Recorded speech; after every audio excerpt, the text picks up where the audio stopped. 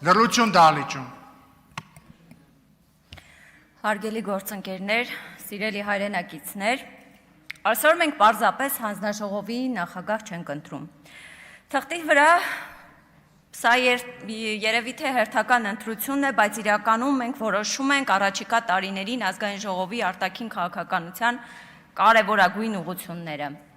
Շարունակելու ենք նույն տրամաբանությամբ, թե վերջապես պահանջելու ենք նոր մոտեցում, կամք եւ ամենակարևորը արդյունք։ Խոսեմ ավելի ուղիղ։ 2023 թվականից ի վեր նույն մարդը ղեկավարել է ազգային ժողովի արտաքին հարաբերությունների հանձնաժողովը։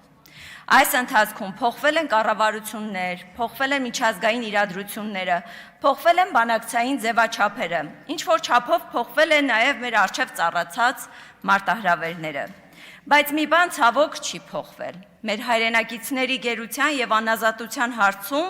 մենք շարունակում ենք խոսել նույն լեզվով, լռությամբ։ Այս ամբիոնից ասում եք, բարձրացրել ենք հարցը, լուր աշխատում ենք միջազգային գործընկերների հետ, բայց ես ուզում եմ շատ պարզ հարց տալ։ Իսկ ինչ արդյունք ունենք, որովհետև քաղաքականությունը հայտարարությունների մրցույթ չէ, հարգելի գործընկերներ։ Քաղաքականությունը չափվում է արդյունքով։ Եվ երբ խոսքը մարդկանց կյանքի, արժանապատվության, ազատության եւ նրանց կյանքի առհասարակ մասին է, արդյունքի բացակայությունը չի կարող անվերջ քողարկվել գեղեցիկ դիվանագիտական ձևակերպումների տակ։ Մեր գերիների ընտանիքներին պետք չէ հերթական հայտարարությունը։ Եվ եթե այսքան տարի անց մենք դեռ չենք կարող մի շարք հարցերի պատասխան տալ հստակ եւ չափելի լինեն դրանք, ապա մենք պարտավոր ենք հարցնել. արդյոք այս քաղաքականությունը պետք է շարունակվի նույն ձևով։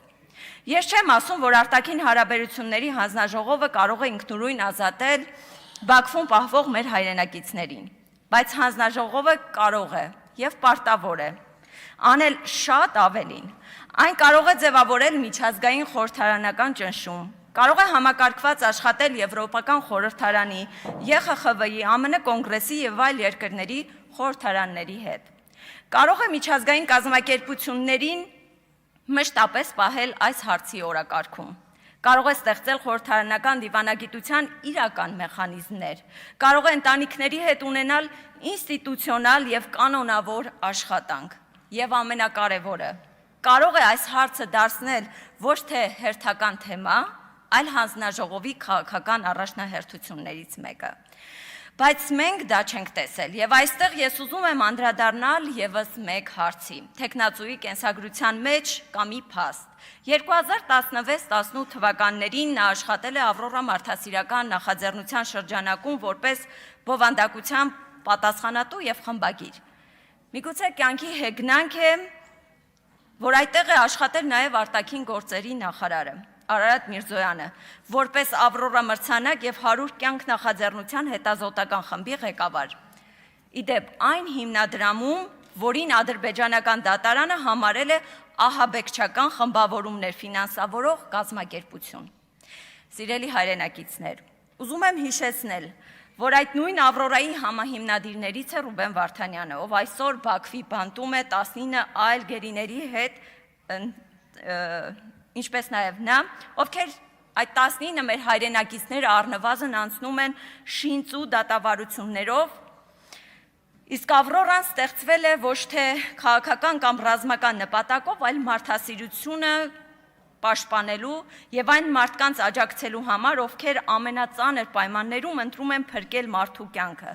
Սա մի նախաձեռնություն է, որի հիմքում ոչ թե պատերազմն է, այլ մարդուն փրկելու գաղափարը, ոչ թե ուժի կիրառումը,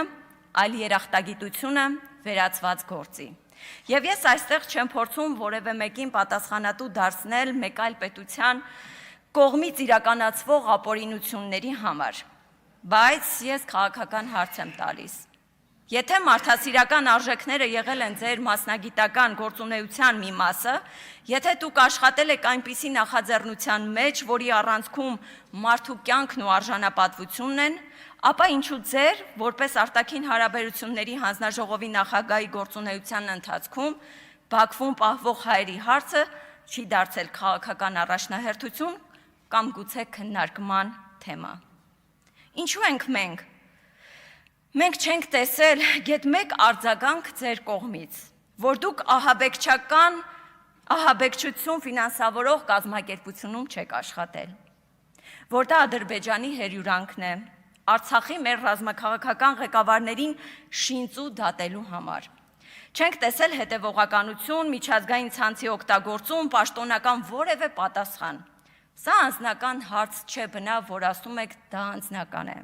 Սա քաղաքական հաշվետվողականության եւ արժանապատվության հարց է։ Եվ դուք հաշվետու եք մեր ժողովրդի, գերիների եւ անհատ կորածների ընտանիքների բոլորի առջև։ Իսկ ձեր կողմից լռությունը ուղղակի սարսափելի է։ Այսօր մենք պետք է որոշենք ԱԺ հարաբերությունների հանձնաժողովը լինելու է պարզապես հայտարարությունների հարթակ կամ ՔՊ-ի մանիպուլյացիոն քաղաքականության հարթակ, թե դառնալու է քաղաքական աշխատանքի, խորհրդարանական դիվանագիտության եւ միջազգային ճնշման իրական գործիք։ Ես կողմ եմ երկրորդ տարբերակին, ես կողմ եմ իրական փոփոխությանը, ոչ թե այն պատճառով, որ փոփոխությունը ինքնին լավ է, այլ որովհետև անփոփոխ քաղաքականությունը, որը տարիներ շարունակ չի տրվել անհրաժեշտ արդյունքը, այլևս չի կարող ներկայացվել որպես հաջողված քաղաքականություն։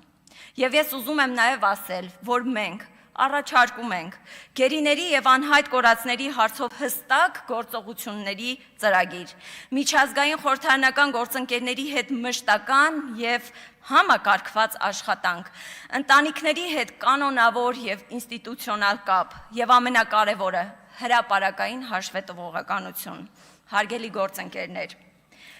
Բաքվի բանտերում գտնվող մեր հայրենակիցները չեն կարող սպասել մեր քաղաքական հարմարվողականությանը կամ հարմարավետությանը։ Նրանց ընտանիքները չեն կարող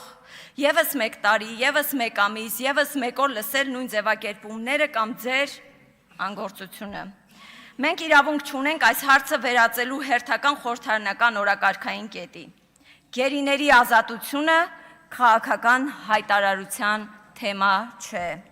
այն պետական պատասխանատվության հարց է, որովհետև ազգային ժողովի արտաքին հարաբերությունների հանձնաժողովը պետք է